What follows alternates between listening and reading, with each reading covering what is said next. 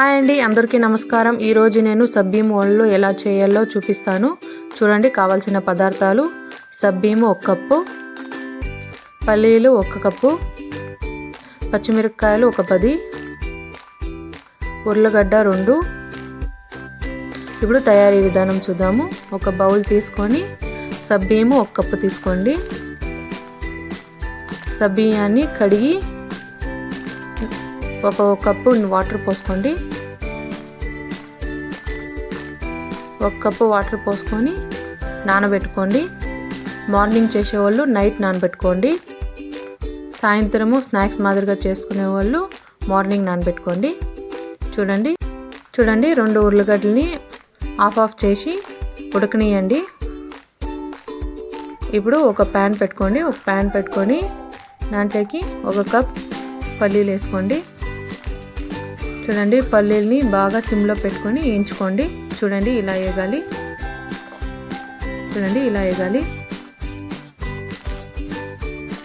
ఇప్పుడు చల్లగా కానివ్వండి. చల్లగా అయినాక చూడండి, ఇలా పొట్టు వస్తుంది, పొట్టు తీయండి. పట్టు తీసి మిక్సీ జార్లోకి వేసుకోండి. మిక్సీ జార్లోకి వేసుకొని ఇప్పుడు ఒక 10 పచ్చిమిరపకాయలు వేసుకోండి.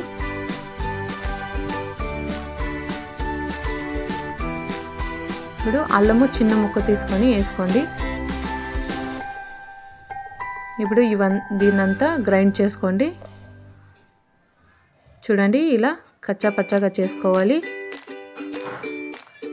ఇలా చేసుకున్నాక చూడండి,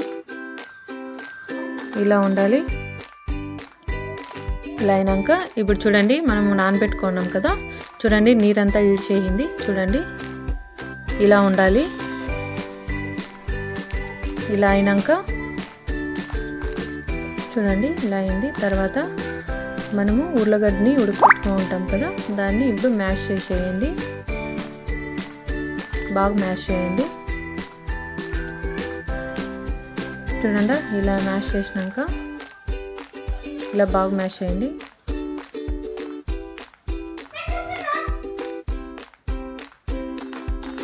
అయిన తర్వాత ఇప్పుడు మనము మిక్సీకి వేసుకుంటాం కదా, ఆ మిక్సీని అంతా దీంట్లోకి వేసుకోండి. చూడండి, ఇలా వేసుకొని మన టేస్ట్కి తగ్గట్టు ఉప్పు వేసుకోండి.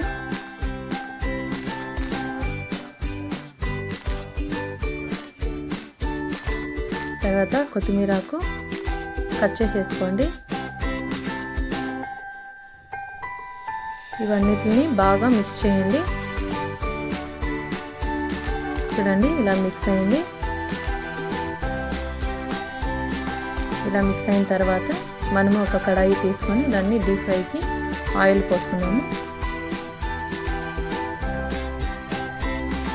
ఆయిల్ వేసుకున్న తర్వాత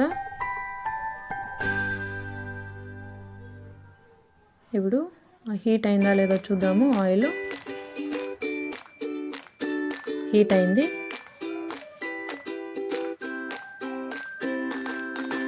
మనం ఇప్పుడు మిక్స్ చేసుకోలేదని ఒక ఉంట మాదిరిగా పెట్టుకొని వడ మాదిరిగా చేసుకొని వేసుకుందాము.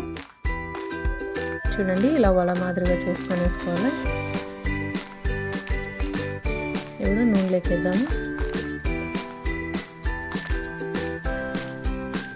హై ఫ్లేమ్లోనే పెట్టుకోండి. చూడండి, ఇలా ఉంటుంది. మళ్ళీ మెల్లింగా తిప్పుకోండి. తర్వాత గోల్డెన్ కలర్ వచ్చింది కదా, ఇప్పుడు మనము ప్లేట్లోకి తీసుకుందాము. చూడండి, ఇలా రావాలి. ఇప్పుడు ప్లేట్లోకి తీసుకుందాము.